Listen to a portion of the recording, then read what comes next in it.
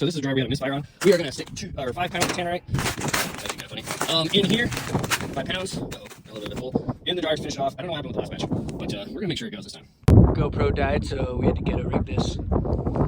I was having some camera issues, so I hope the quality's all right. And we do have a lot of smoke in the air, so let's see. So who knows? Anyway, that's what's left of the dryer. 2 pieces. And yeah, that was 5 pounds. There's the rest of the dryer over there.